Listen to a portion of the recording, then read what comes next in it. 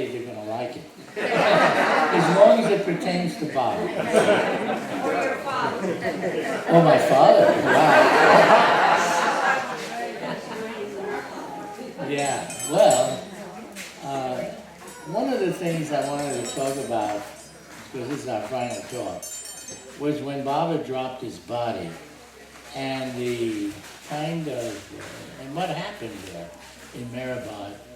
Because when I went to Meherana, at the time when he left his body, I didn't know when I was flying over there, from what you read about Jesus and him being resurrected and all like that, and other avatars, miraculous things that happened when they passed away, I was thinking, I wonder what's going to happen with Bob now that he's suddenly gone.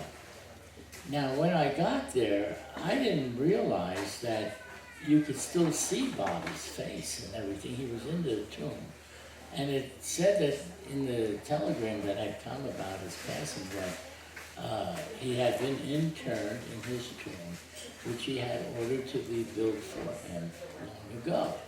So I thought, he was covered. You know, they buried him and covered him. That's not at all what happened. What happened when I got there, and this was the surprising part, is that he was lying in state in the samadhi where they had not covered him at all. They just had put him in the samadhi, and you could see Baba's face, and he was wrapped in various cloth that they had around him. And it was possible to still view Baba, not just where he's covered up and you can't see anything. Well, I arrived with my brother Edward on the 7th day after he had dropped his body. 7th day. And it was on that day that we came at 11 o'clock. It actually was driven up there to where the hill is at 11 o'clock. The 11th hour. And he was to be covered at 12:15, which was exactly 7 days from the date that he left his body. And that reason why it was at that particular time to cover him is because Mara, who was so heart-struck over Baba's passing, Baba had told her when she asked him, excuse me, she asked him, how much longer will you have to suffer? And Baba said 7 days, and then he dropped his body. So she thought now, on the 7th day, would be the day that he gets covered up. You see, that was how it happened.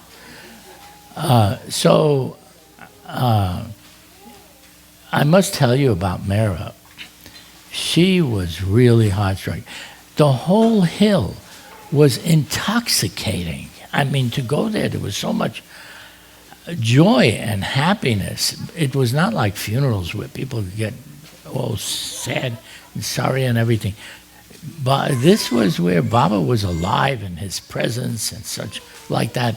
Throughout the place, it went on for 4 days. It was intoxicating. And when I say intoxicating, I mean intoxicating. It was really like that for 4 days after he dropped his body like that. Well, the only one that, and maybe some of the other Mandali, missed his physical form. Now, I didn't have the pleasure of being with Baba physically, as nothing like what they were living with him. But I did see him in his physical form. But at the same time, they were, particularly Mara, was so heart-struck. You know, she felt that she would have passed away first, and then Baba afterwards. Well, it didn't work out that way. And Baba led her to believe that, too, you know, that because she didn't know how she could live with him gone physically, since she had so much personal contact with him. And I had taken some film when I came back a year later of Mera, who was still grieving a great deal for Baba. And she's in the tomb in the film, and she's talking to him, and how touching it was, what she was saying in there. This is a film that still has yet to be, well, I guess it has been shown in some places, because we had sent a whole set of the movies that we did on video to the various centers, and they do show different videos. It was like 100 DVDs, in each set. That's a lot of people. But that was included in there.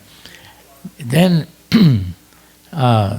so ice was placed around Baba. I'll give you a description of how it looked. The box that he would be in, the way that it happened is that they took the lid of the box and they put it on the floor of the crypt inside. And then Baba was laid on top of that. The box itself was inverted like this, you see, and was dropped down over Baba. So I had one end of it, and there was some, and the others there, Jal, maybe others, took an end of each corner of the box, and we lowered the box down over Baba. And this was how the final burial occurred. Well, after that was done, then each person came up and they would toss flowers, earth, or whatever on the top of the box. And then the Arangan villagers came up the hill, and they're the ones that actually covered it and filled it up with the earth. And then there was a really beautiful cloth that was placed on top of the earth, because there was no stone at that time. The stone that you see when you go to the Samadhi was done maybe a year or two later by Fred and Ella Winnefeld. They went to Italy to get this special kind of marble stone. And that's what's there till this day. Well, I was very much, there was this here man. He was, I don't know if I told this the other day, he was a Zoroastrian priest. And he came to the Samadhi because he had seen, when he was driving his car from a distance from where Meherabad was, he sees this here, and this is what he tells me. I heard him tell me this light, this beam of light that came up from the distance. And in his religion, he knew that if you see something like that, the great soul has just passed away and is leaving. And when he saw that, he said, I got to go over there. I got to see this. So he went and came to Meherabad, where Baba's Samadhi was. So he goes, he wants to see who's in the tomb, who's there. And there was, of course, a line of people in front of him. He couldn't quite, and there was other people in the Samadhi. So he wasn't really able to see very well. He couldn't look down into where Baba was. So what happens? And now he tells me this. This is the miraculous part. Baba, he said, raised himself up so that he could look at him.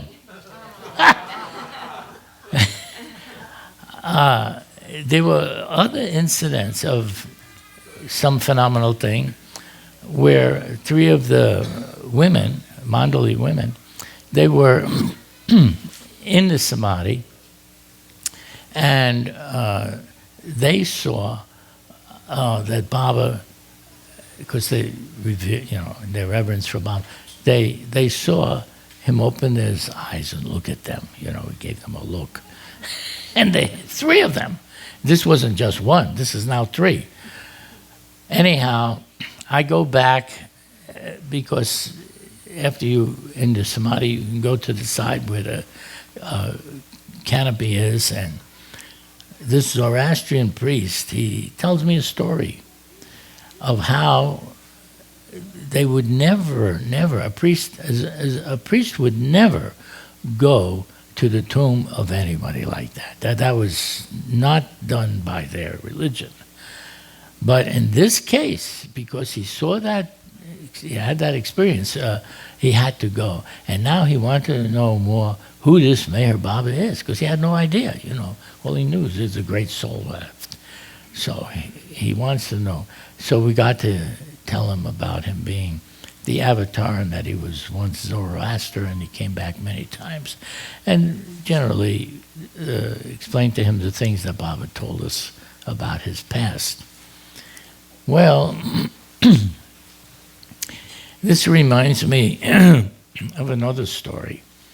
And this was also a Zoroastrian man.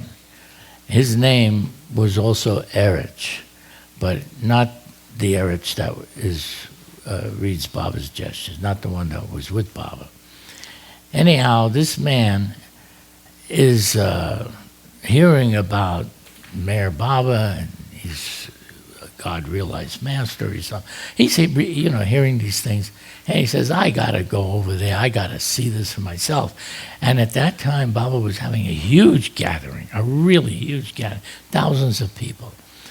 And he decides he's going to sit in the back, and he's going to repeat Zoroaster's name so that he's not hypnotized by Meher Baba into thinking that Meher Baba is anything. He's sitting there, and he's repeating Zoroaster, Zoroaster, Zoroaster, like a protection. You see, this was to be a protection.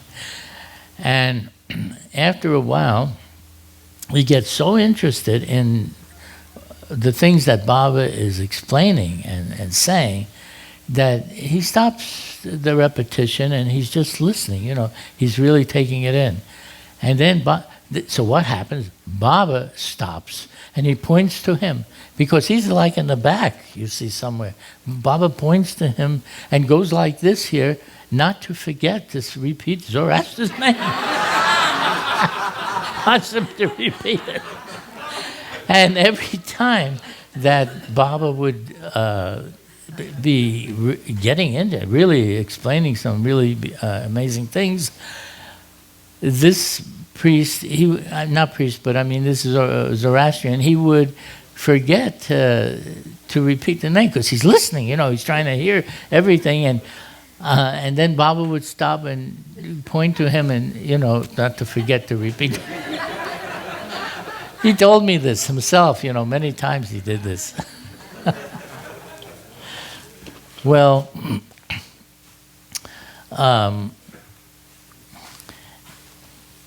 there was this ice that was placed around Baba before we covered him, and sawdust on the ice to prevent the water from coming into be where Baba is. It was just placed around because it was really hot. The temperature outside was very warm, very hot. And this was to keep everything cool, to keep the interior cool enough. Because you see, it is never, normally you bury a person or cover them right away. Maybe a few days you might wait. But not 7 days, because Dr. Goer and Hoshang Barucha were talking together how long they should leave Baba in state like that, because, body begins to deteriorate and all kinds of things begin to happen to it. So they come up with a solution. And Goer says, as long as no fluids or anything leaking out from Baba, then we'll just leave him alone. But if any of this occurs, then we got to cover him up. So Hoshang says, okay, that sounds fair enough. And none of that ever happened. And actually, it is known that people that are advanced souls, and even saints, and they're not even God realized, but the saints, oftentimes their bodies don't deteriorate in the way that normal people's bodies do, and at the time scale that what people would normally deteriorate once their body dies. So after 7 days, it still hadn't done so, but because of Mehera, having said what she did, that Baba said he would suffer for 7 days more, then that was it, covered up. So I'm there, and and then, so you see the ice and everything had to be removed before he could be covered. So there was a movie in which I was taking the ice away, and my brother also, and they were taking the ice out of the samadhi and all like that. But it was an event, and I must say this, I never thought that my lot in life would ever be to meet the avatar of the God-realized person. I mean, I never even thought of that.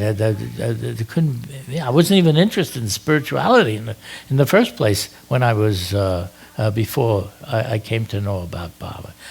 But as things turned out, I got to actually not only meet him, but become a part of his life, because I wanted to be a part of his life after I heard about him, not just to meet him and then leave. So all of this happened. So for 10 years, Baba sent letters and communications and instructions, and times when we could go there to be with him, along with being there now to actually cover him.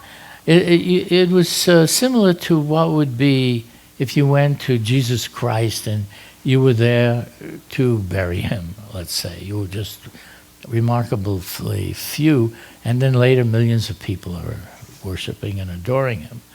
And the same for Buddha, and the same for Krishna, and the same for any of these great masters, the Mohammed, to be like that. So I never thought it would be my lot in life that this would happen. I don't even know how that could be till this day, but but it did happen. So I'm going to take a look here and see if I have something that I want you to hear.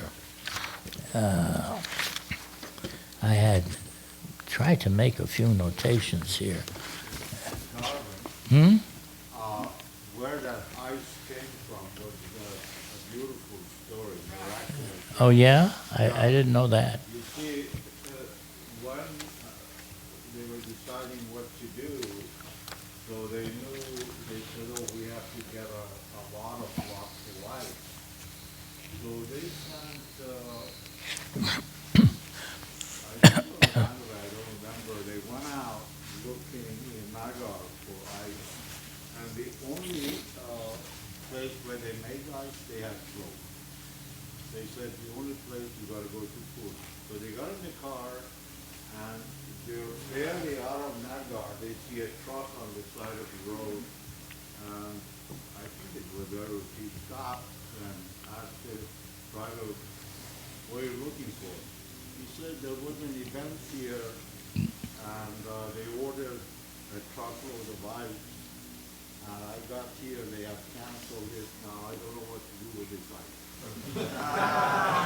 He said, oh, I have a place for it. You know, you can call that coincidence, but how can you call it coincidence, you know? But you can call it coincidence. It's like unbelievable.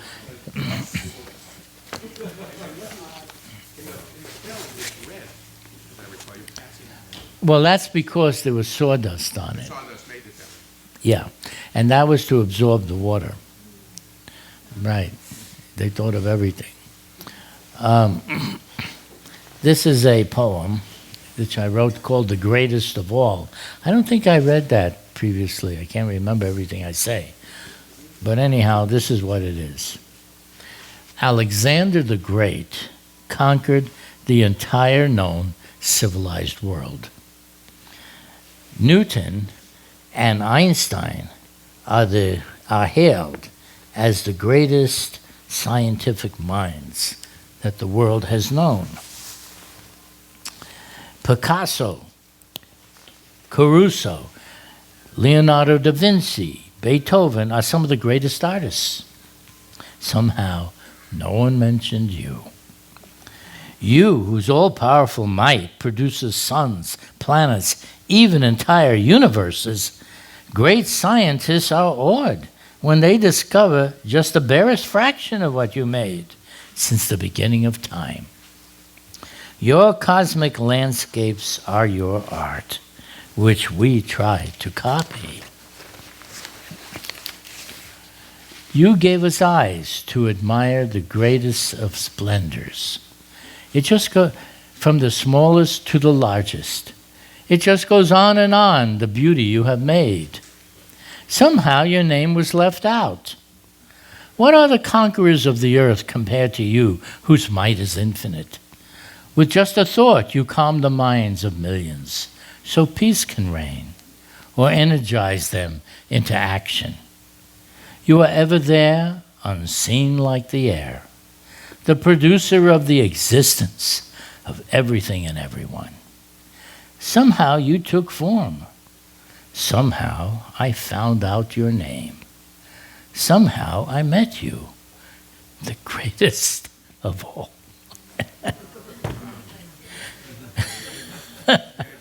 That's who he is, the greatest of all. There's a story of Esfandi of Esali. When we went to Iran to film the men and women that had met Meher Baba, we stayed at the house of Esfandiar. Now, Esfandiar had been one of the Prem Ashram boys, and Baba gave him certain inner and divine experiences.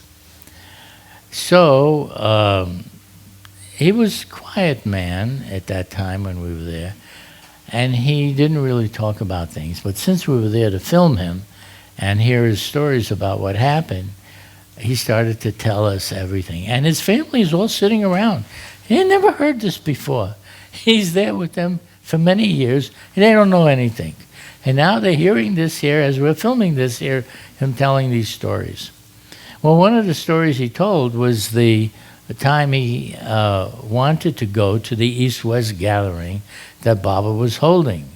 But he had no money, and he didn't have means to get there, and even though he was one of the Prem Ashram boys, he hadn't been seeing Baba all those years. And this was his first chance to be there with Baba again. So he decided what to do. He's trying to decide how he can manage this. So what he decides to do is to write to Baba. And he explained that he wanted to come, but he didn't have the means to get there. And he didn't know what to do. So Baba sends him back a letter and asks him what kind of business he has. So he says, I have groves of trees that produce fruit. And this fruit is, I sell the fruit, and that's how I make a living. And Baba said, now here's what you do. You go through your groves and you talk to the trees. You tell them that you want to go and see the avatar. You want to see God in his human form. And they need to produce all of the fruit so that you could sell it to have the means to go. But you go and you talk to the trees. You go through all the rows and tell them this. You tell them what you want to do. So, fine, he does that. He tells me he went through all the groves and everything. Well, that year, there was a terrible drought. And none of the farmers were having any success with their farmlands were fairly bare. And,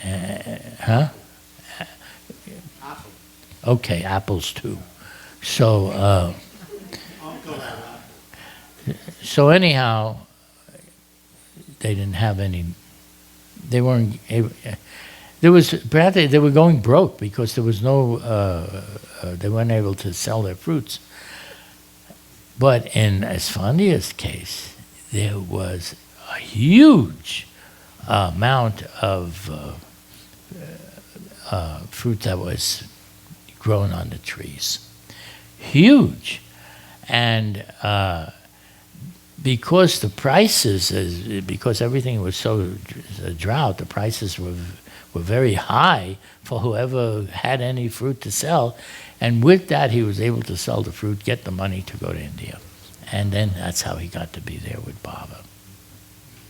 You know, I always check with Reza to make sure I didn't leave anything out.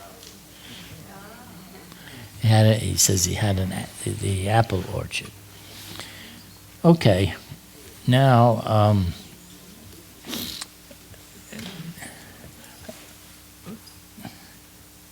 you know, if a person could have been there, there was a situation that happened when people were told not to go to India when Baba dropped his body. The Westerners were told. And who told them was the group heads for New York, and the Sufi group head and the Mercedes, and, you know, whatever groups it were, not to go because they didn't want to place a burden on the Mandalay to take care of the people, all these Westerners that would be coming. So they were advising everyone not to go. And we got the message. I don't think I told this the other day, but we got the message about Baba's dropping the body, both Edward and I, and went over to Fred and Ella Winterfeld's home to confirm, you know, that this really happened, because it was hard to tell for sure about that. And they confirmed, yes, Baba dropped his body. He left his physical body. They were getting calls from everywhere, because there were some small articles in the newspapers that said that Mayor Baba had passed away and was in a cave, and he was silent, and he died. Just a small notification. So they said, well, they knew he wasn't in a cave, you know, so what's going on? So they would call Fred and Ella as the group head for New York to confirm this here, you know, what happened. And then they, of course, straightened him out, you know, that Baba was at Meherabad, and this, but it was true, he did pass away. Oh boy, and then they were told not to go. So Ed and I go to see the Winterfelds and confirm this, and he says to us, don't, you know, whatever you do, don't go. I said, what are you talking about? I'm Baba's son, I'm not going to go. Are you kidding? I'm going. And I would advise anybody in the world that feels that they're that close to Baba that they should go too. It's not good to say not to go. I'm going. And, you know, so he got a bit offended, you know. He said, well, I'm telling everybody not to, and you're saying you're going. I said, yes, I'm going. And I'll tell you this, Fred, because he was such a sweet guy. I mean, he was a really good soul. I said, Fred, if you don't go, you will regret it later. That's what I think is going to happen. But in a way, it was good that he was there for the sake of other people, just to find out. Now we go, and I come up to where the samadhi is. They drove us to where the samadhi, the bottom of the hill, and Erich is there. And Erich comes over to us and he says, where is everybody? I said, look, they think that they're going to be too much of a burden on you. I don't see how, in my case, that would be the case at all, because I can take care of myself. I don't need anybody to do it for me. But of course I want to be here. So he says, thousands of people, of the Easterners, there were thousands coming and going up the hill and everything. And we're talking a few hundred people from the West. Didn't want to come because they told it's going to be too much work for them. All right, well, it happened like that. Now, during this time, there was maybe 7 people from the entire West that came as a result, just about 7. And later, for the great darshan that followed, it was a few months later, then everybody started to come, and group flights and buses came up to the samadhi. And my brother Edward and I would stand on one side of the door of the samadhi, and Ed would be on it, and we would embrace a lot of the people because a lot of them knew us, and they would go inside and they would pay their respects to Baba. A whole busload would come, and there would be lines waiting to get in. Well, after they got in, and then they went back to the bus and they left, and then there's nobody. The place is empty. It just shows you, all of a sudden there's there can be thousands of people, like there is when Baba has the Amartithi and Baba's birthday, they come, particularly Amartithi. Amartithi, when I was there last time, there were so many people, and there were these rows and rows of chairs. It was outside under this pandal. It was so crowded that when we tried to just go inside to find a chair, which there was no chairs, to find a chair, there was no place to step. You would be stepping on somebody. So we would have to stand on the side. It was that many people, that many people. Oh, unbelievable how many people have come to hear about Baba, know about him. I was wondering, is there a new generation here that's actually going to come up, of young people that would be wanting to be amongst the Baba family? Well, that's what happened there. So Erich says this, and he says, where's all the Westerners? I told him, well, they've been told not to come. And I gave him the answer. And then he takes us up the hill, and we go into the samadhi. And I see all these people waiting in long lines to get up there. I said, are we just going to pass all of them? He says, that's all right, let's just go on up. And because of that, I was able to have the opportunity of actually helping cover Baba in this Advent. How about that? That was amazing, It's never thought that would ever occur. So, once again, I'm going to restate, it was so intoxicating. Everything was so intoxicating. For 4 days it lasted like that. I never felt it like that. The only time that I did have a really great experience was when I first heard about Baba. And I went to this meeting. There was a meeting in New York, Baba meeting. And there were just a handful of people. I mean, there was only 15 people come to the meeting. And I remember, I just backtrack a minute. I had come to New York, and I had just gotten a job at a theater. And they were hiring me. So when I was supposed to start the night that this meeting was occurring, and Ella, I had called up the Winterfelds. I said, I want to go see Mayor Baba. Where is he? I wanted to make sure, of his location. And she wouldn't tell me. She just said, well, we're having a meeting. If you'd like to come, you can find out everything that you'd like to know. I said, I'm not interested in meeting. I just want to know where he is, as she wouldn't say. So now I had to report to work, and I called up the boss and I said, listen, I can't come tonight. You have to start another night. So the boss said, all right, okay, you can't come. So when are you going to start? I said, I can start tomorrow. All right, tomorrow. Now, so I go to the meeting against the feeling that I had. And that day, I was worrying so much. I had this worry in my mind.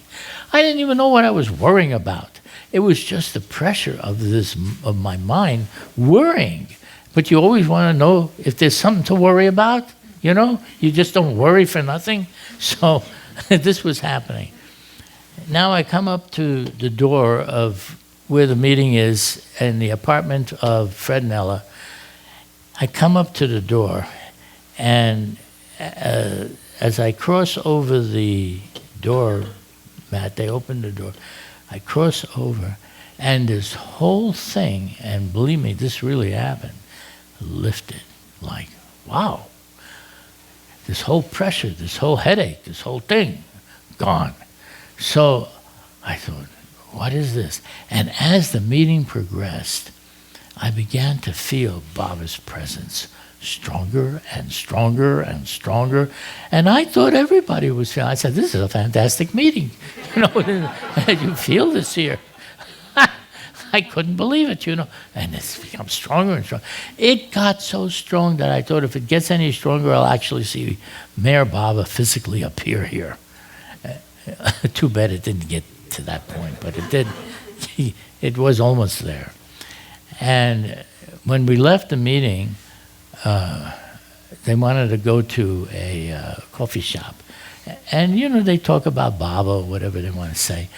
And as I'm walking along, and like I said, I'm under the impression that everybody has this feeling. I said the whole world would want this company here. How can they only be just so few people, maybe 15, 20, 30 at the most, that was there. And so I say to Adele, who was also there, she said to her, how come there aren't more people? Baba's presence is so fantastically strong. She said, oh yes, that's the way it goes. And I could tell instantly that she did not have that kind of experience, because she would never have answered like that, you see. And then I realized that, wait a minute, this is something that's unique. And I never had that again from any meeting. I felt the warmth of the friendship of everybody and the love for Baba and Baba's atmosphere, but not like that, where his presence was so intense that you would think that he could just physically appear there. So that's too bad. It would have been nice for it to happen many times over. Even when I went to see Baba, there was an atmosphere, no question about it, around him. But he wanted you to feel very natural. See, this was the thing about Baba. He didn't want you to be thinking of him in supernatural terms. He wanted you to feel like he was someone very close to you, like in your family. Not that you could say anything to that person, it would be fine, it would be okay. And that's how it was to be around Baba. It was such a natural, and he wanted it like that, he wanted it like that. At the same time, there were times when he gave these messages and discourses of what the consciousness of his avatar state is, that was nothing like what we experience.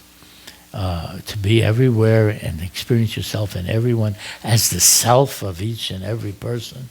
Try thinking of that you experience yourself as the self of each and every one. Who's your friend and who's your enemy? You're everybody. There is no such thing like that. It's non-duality. There is none to say, oh, I like this one and I don't like that. What? You're the very ones that you're saying you like and don't like.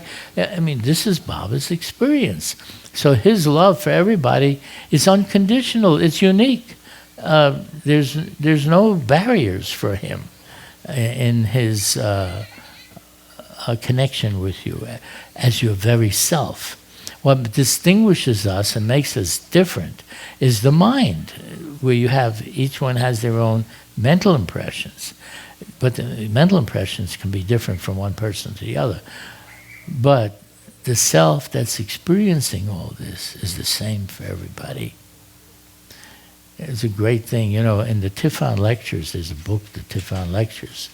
You really should see that. It's the lectures that he gave in 1925, 25, to whoever happened to be around, because Tiffan means lunch. Over lunch, he would tell you the greatest mysteries of the universe, where other people would have to write it in books and make a big deal about it. No, this is not just over lunch. It was nothing for Baba.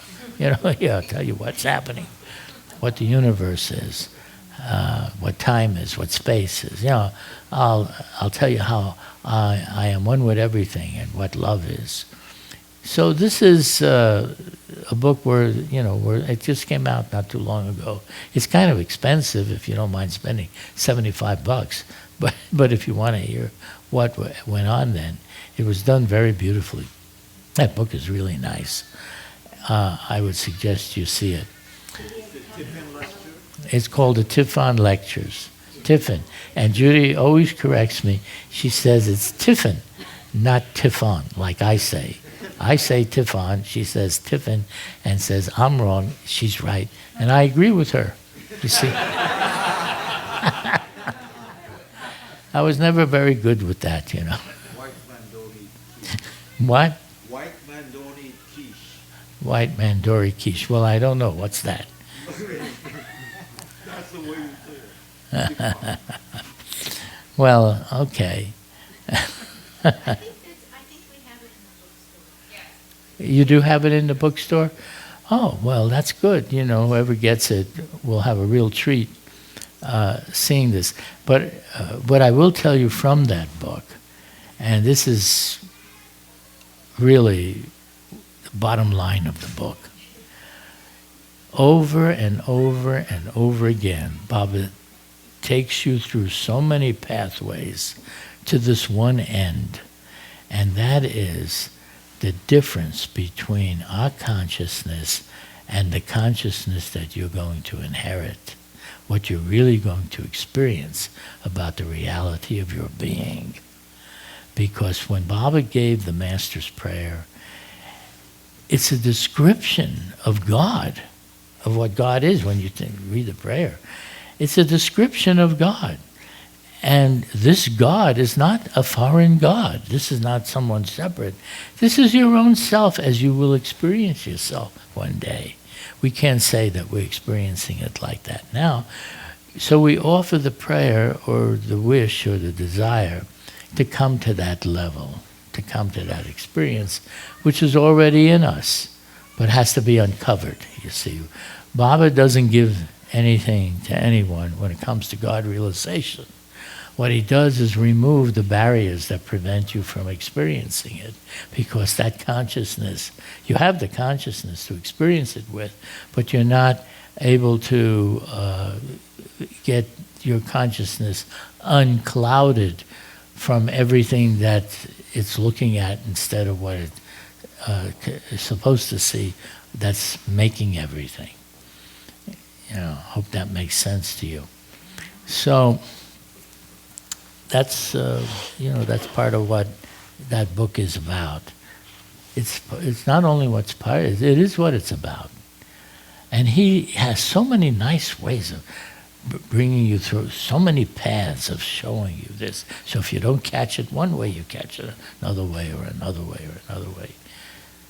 And it's Baba's way of expressing things is a very, very fascinating, very interesting.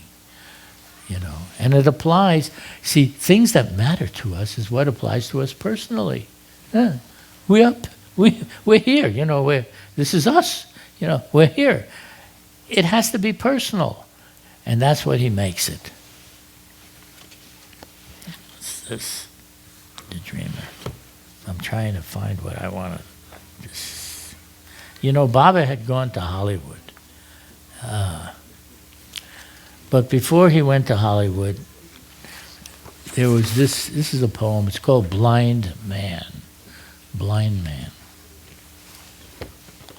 And this is often the way we see ourselves. I am blind, but I can see. Physical eyes cannot see what I do. There are other blind men. They are many. They can see the outer world, trees, people, stars in the sky, but most cannot see what I can. I am learning from you how to see. You can see the heart of a man, what he thinks, how he feels, what he wants, what he suffers, what makes him happy. But the blind cannot see this. Their eyes are open, but still they do not see. I talk to them, they talk to me, but nothing is said. Who won the game? What date did Rome fall? Who took out the garbage? How old are you? Who cares? You came along and didn't say anything. When you looked at the game, you could see the thoughts of each player, their strengths, their fears, their energies. You could tell who would win and what would be lost by winning. You could see the chain of events and circumstances that no man could control, that led to the date of the fall of the empire. You could see the unlimited self and the life force operating in the body of the garbage man. You could see the age-old history of every man that approached you and how they came to be with you this day. I, too, heard about you and wanted to see you. I came from the land of the blind. I wanted to see beyond physical sight like you do. I can see. It is true. I can see. You give sight to the blind.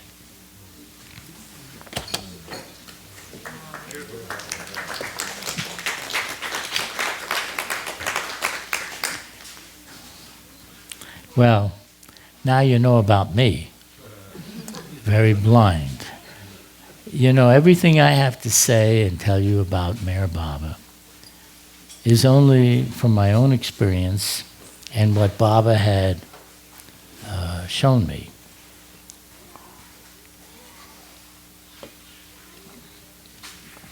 And a brief history of my own life with him.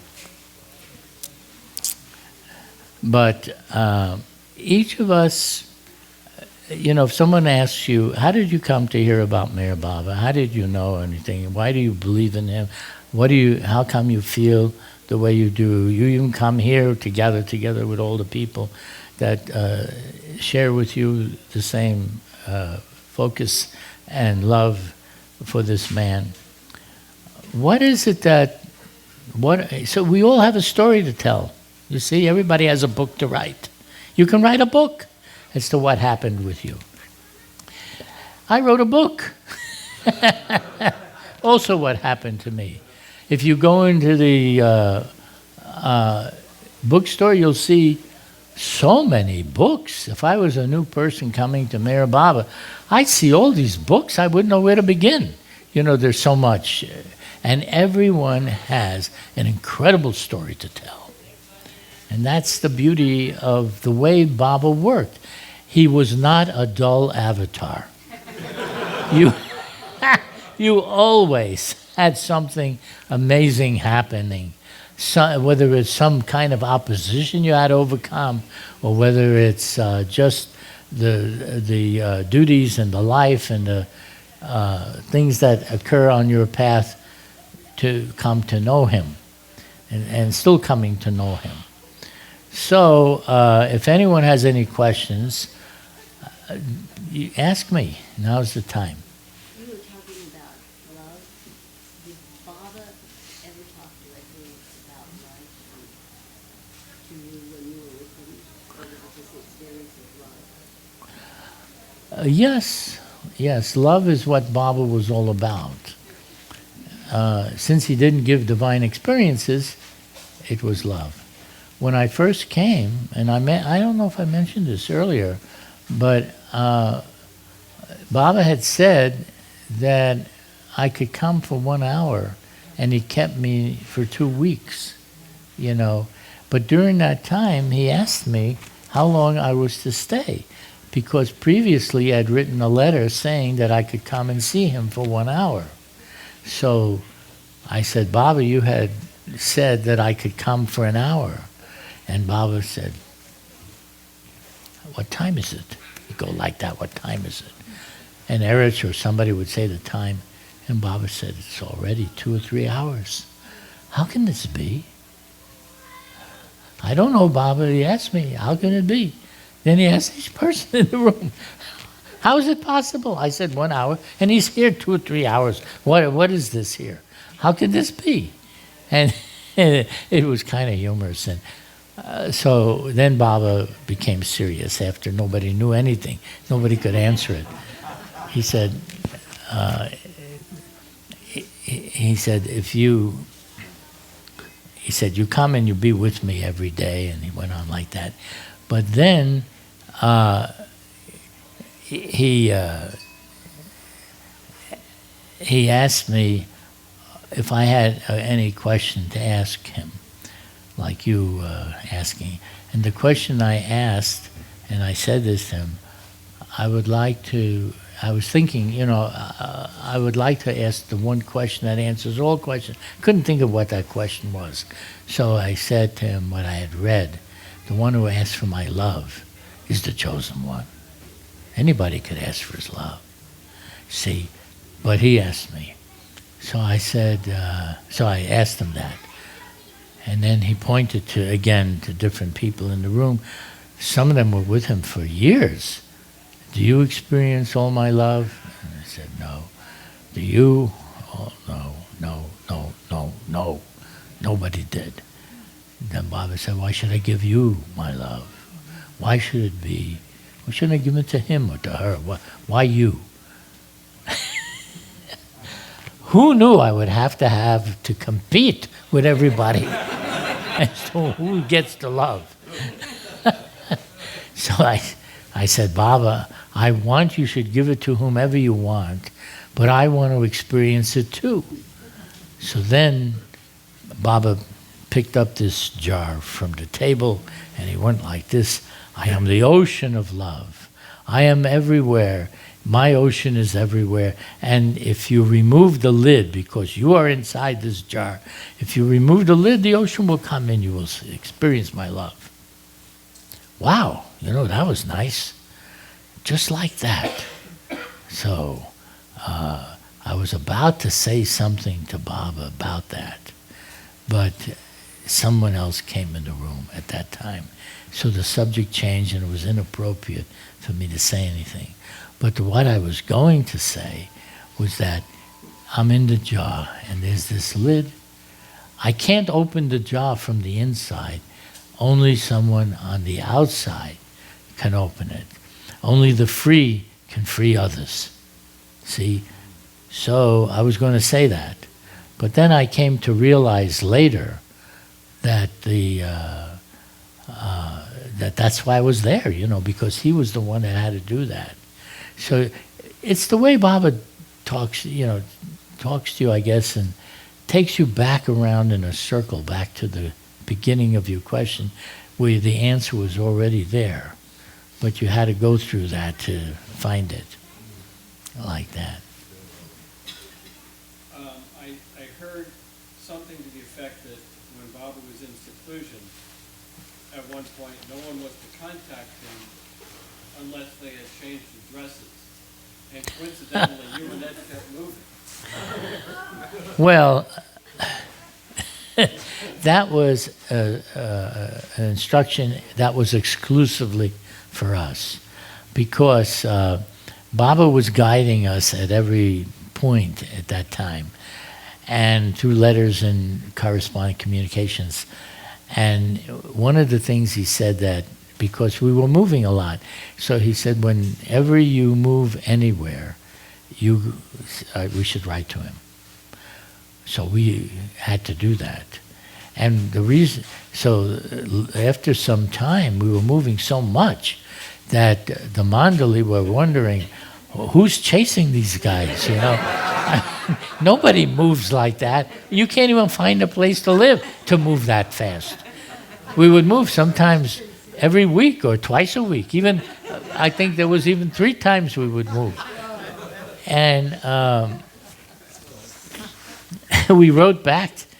Baba didn't ask, but they were confused. They were asking this in the letter. So we wrote back that when we make more money, we get a better place. When we make less, get a shorter place. And also, Baba had said that we should write every time we move. So as soon as getting money and this and that didn't mean nothing to them. But to write every time we move, because Baba said that, there's the answer, you see. That was the answers for them. I haven't heard you ever talk much about your brother Ed, and I never met Ed, and I wonder if you could tell us just a little bit about him. Well, I was the favorite of my father, and Edward was just the opposite. My father really would treat him very badly, and I didn't like that. But we were both very close once we heard about Baba, because I heard about Baba from Edward. You see, having read that book and then telling me about it, and then I'm reading it, and then we go to Baba. And so from that point on, we were really close, very close. And people really loved Edward. You know, they really liked him a lot. And he had to overcome his own personal relationship with my dad, who it was irrational as far as I could tell. You know, I don't know why he kept harboring those kind of feelings against my brother Edward. But he seemed to like me as much as he didn't like Edward. So, but the two of us were very close, you see. And but then, as the years went by, and as my dad became closer and closer in his appreciation of Baba, then Edward told me that towards the end of his life, my father told him that he loved him, you see. And it seems like all of that gradually washed away, whatever ill feelings there were. And you know, I think that meant a lot, of course, to Edward to feel accepted by his father. Now, my mother, on the other hand, she was a saint. Even Meherana said she was a saint when she visited. Maybe because she could put up with my dad, you know. I don't know. But she had the sweetest personality. And she was only looking out for our happiness. She just wanted us to be happy. We wanted to follow Baba, fine, follow Baba. You know, do whatever you want. But then one day she said to me, what does Mayor Baba say? This was in the beginning when we weren't to follow. So I sent her the 10 Ways of Loving God that Baba had written. And when she read that, she said, he passes my test. Normally God tests you. And this was, first you have to pass the person's test. Then later, when I was to go to India to meet Baba, she said, I want you to let me know what you think of Meher Baba, and after you meet him. And when I came back, she asked me, she says, well, what do you think? I said, everything I had said and written to you about Baba, he is more than that. He's much more than that. I couldn't even write it all. She was happy with that. Now, she had her own experience with Baba. She liked to drive on she had to drive. She had to drive on the interstate, you know, in Miami, in the area and around. And when she would drive, she would get nervous. Driving, that was what would happen. Then one day she tells me, she says, you know something? I was in the car to drive, and I see Baba's face, and he's looking at me. And I felt very good. So I'm driving along, and I'm feeling good. I don't feel nervous. And whenever she would drive in the car, and this went on for years, she would see Baba looking at her like that. This is what she would tell me. Then one day, she said to me, she said, you know, Irwin, I don't know what it is, but I didn't see Baba when I drove. And she didn't know why. I said, well, maybe it's because Baba doesn't want you to take it for granted that this really is his love for you. And he's doing this to keep you calm and happy. But maybe you take it for granted and you don't realize that it's a special thing. And she says, oh, maybe that's it. And then after that, she told me, yeah, he's still there. He drives. I see him now.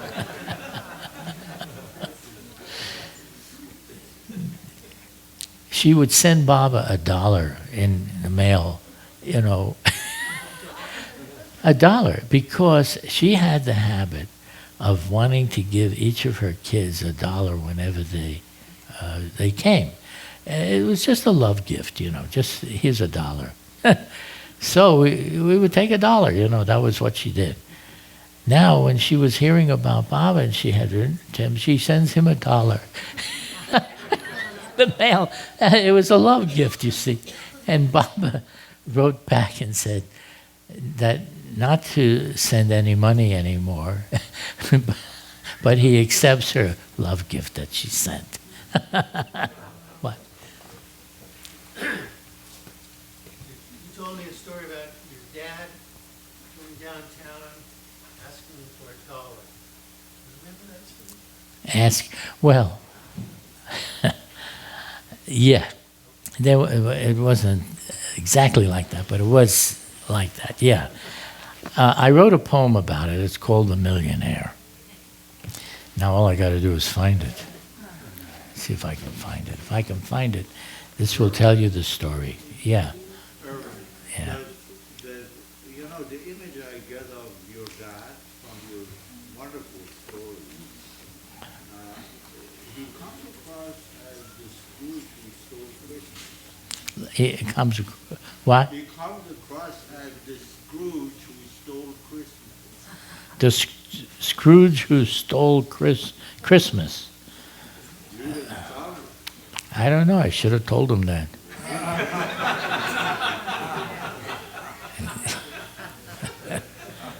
Well, I don't know. I can't seem to locate it so easily. Where it was. But I'll tell you the story, and this really is a true story, too. What happened. My father was dressed up in his best suits, and he was dressed up patent leather shoes, and he loved to dress really well. He was a good dresser. And he's walking down the street with his cane that he didn't use. He didn't need a cane, but he liked it. It looked good. And,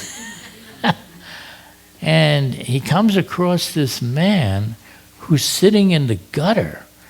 And he's just a poor man. He's probably a homeless man, and he has a cup in his hand, and he, you know, if somebody can put some money into it. And he comes across him, and he looks at the man. He says, he says, you know, I'm very sorry. My father tells this man, he says, I'm very sorry. Today is not a good day for me. I don't know what to tell you, but I'm not happy. And the man looks up, you know, what? So my father says, you know, I always wanted to be a millionaire, and I never could just reach it, and now I'm $1 short of $1 million, and I really am feeling very depressed about that. So he says, if you have $1 that you could give me, then I would be a millionaire and I'd be happy. This is the guy, he's in the street, right? He's with a cup in his hand. This guy, without any resistance, he takes $1 out of his cup and he hands it to my dad. And my dad looks at it and he says, oh, you know, I just remembered something. I have money in the bank and the interest is now way over $1. I'm already that. Here's $20 for your generosity, and I really appreciate it. So he gives him $20. This actually happened. My father was some character, let me tell you.